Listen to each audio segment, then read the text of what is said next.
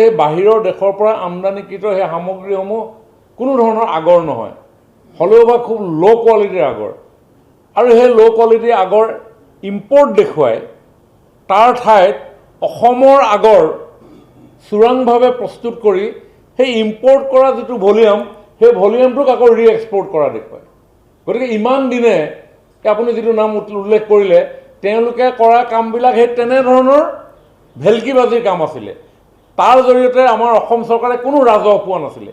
এতিয়ালৈকে আগৰৰ ইতিহাসত বা অসমৰ ইতিহাসত লিগেলি যদি এক্সপৰ্ট কৰা হৈছে বুলি যদি আপুনি মোক সোধে কিমান পৰিমাণৰ আগৰ লিগেলি অসমৰ পৰা এক্সপৰ্ট কৰা হৈছে, মাত্ৰ 112 কেজি।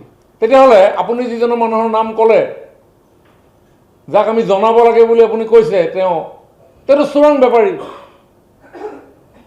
তেওঁতো চোৰাং বেপাৰী আছিলে। অসমৰ অৰ্থনীতিটো তেওঁ এই ব্যৱসায়ৰ জৰিয়তে $1 অনা নাছিলে।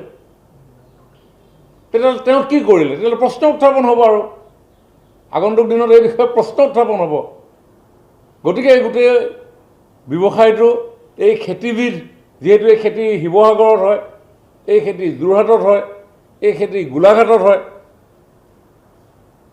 এই যোৰহাট, শিৱসাগৰ, গোলাঘাটৰ যিসকল খেতিয়ক, এইসকল খেতিয়কেতো প্ৰাপ্য মূল্যও পোৱা নাছিলে ইমান দিনে, তাৰমানে সেইটো ভেলকিবাজি মাৰি আছিলেতো।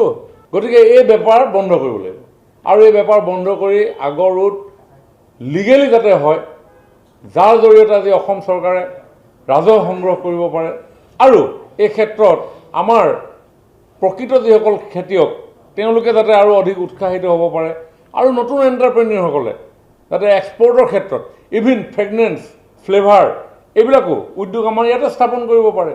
গতিকে সেই তেনেধৰণৰ উদ্যোগ স্থাপনৰো যাতে এটা পৰিৱেশ বাতাবৰণ সৃষ্টি হয়, তাৰ প্ৰতি লক্ষ্য ৰাখি মুখ্যমন্ত্ৰী ডাঙৰীয়াই এনেধৰণে এই উদ্যোগ গ্ৰহণ কৰিছে।